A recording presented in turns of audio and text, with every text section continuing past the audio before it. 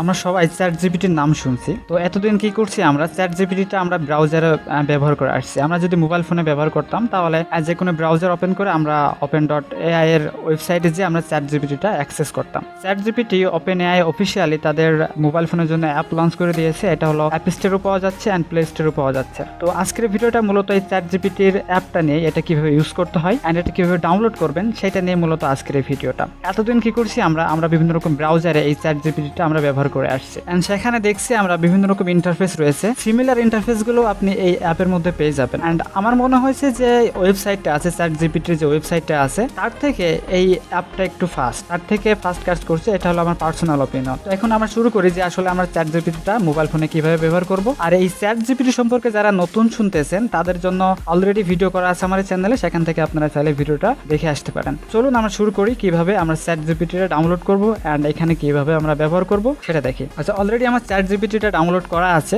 তো আমি যদি নতুন করে ডাউনলোড করতে চাই সেক্ষেত্রে আমাদের প্লে স্টোরে আসতে হবে। আর আপনি যদি অ্যাপেল ইউজার হয়ে থাকেন তাহলে অবভিয়াসলি আপনি অ্যাপ স্টোরের মধ্যে থেকে এটা ডাউনলোড করে নিতে পারেন। ChatGPT লিখলে চলে আসবে। ChatGPT লিখলে এখানে দেখতে পারবেন আমার 2 নম্বরে আসছে, অনেক সময় 1 নম্বরেও চলে আসতে পারে। তো ChatGPT এই অ্যাপটা একদম ফুললি অফিসিয়ালি অ্যান্ড এটা সাইজ বেশি না, অনলি 5 মেগাবাইট। এটা কিছুদিন আগে লঞ্চ করছে, একদম নতুন আর কি। তো এটা সিম্পলি আপনারা ডাউনলোড করে নেবেন। ডাউনলোড করে আপনি এই ChatGPTটা ওপেন করবেন। তো এখানে যেহেতু আমার ডাউনলোড করাই আছে আমি ChatGPTটা ওপেন করলাম। অ্যান্ড দেন আপনি ব্রাউজারে যেভাবে ব্যবহার করতেন ঠিক একইভাবে ব্যবহার করতে পারবেন। যে অ্যাকাউন্ট দিয়ে আপনি ব্যবহার করছেন ঠিক সেই অ্যাকাউন্ট দিয়ে আপনি এখানে লগ ইন করতে পারবেন। তো আপনি যদি গুগলে লগ ইন করতে চান তাহলে কন্টিনিউ উইথ গুগলে ক্লিক করবেন অ্যান্ড এখানে আপনার যতগুলো জিমেইল আছে সেই জিমেইলগুলো শো করবে। আপনি ব্রাউজারে যে জিমেইল দিয়ে লগ ইন করছিলেন ঠিক একই জিমেইল দিয়ে লগ ইন করবেন, তাহলে আগের হিস্টোরিগুলো এখানে পেয়ে যাবেন। তো আমি এখানে একটা জিমেইল দিয়ে লগ ইন করলাম। একটু লোড নেবে। তো লোড নেওয়ার পর দেখতে পাচ্ছেন ওয়েলকাম টু ChatGPT। এখানে কিছু ইনস্ট্রাকশন আছে, আপনি এখানে সিম্পলি কন্টিনিউ ক্লিক করবেন অ্যান্ড কন্টিনিউ ক্লিক করার পরে এখানে দেখতে পারবেন চ্যাট করার একটা অপশন চলে আসছে, মেসেজ একটা অপশন আসছে। তো আপনি যদি এখানে কিছু লিখেন তাহলে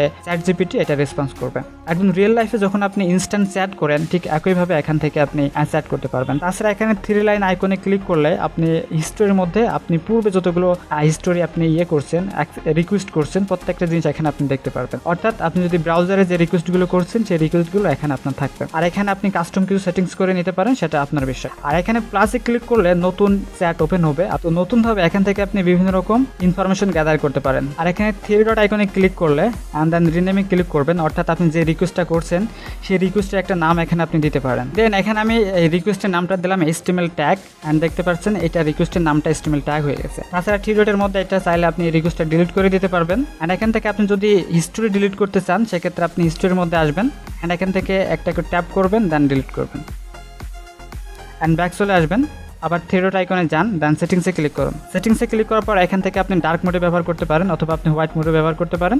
এটা কালার স্কিমের মধ্যে আসবেন, দেন এখান থেকে ডার্ক মোডে ক্লিক করে দিবেন, তাহলে ডার্ক মোড হয়ে যাবে। এইভাবে আপনি ChatGPTর মোবাইল ভার্সনটা ব্যবহার করতে পারেন। আপনারা ট্রাই করে দেখতে পারেন, আশা করি আপনার উপকারে আসবে। তো এটাই ছিল মেন ভিডিও। তো আজকে ভিডিও এই পর্যন্ত। যদি ভিডিওটি ভালো লাগে অবশ্যই লাইক করে দেবেন অ্যান্ড কমেন্ট করে জানিয়ে দেবেন আপনার ব্যক্তিগত মতামত। ধন্যবাদ সবাইকে।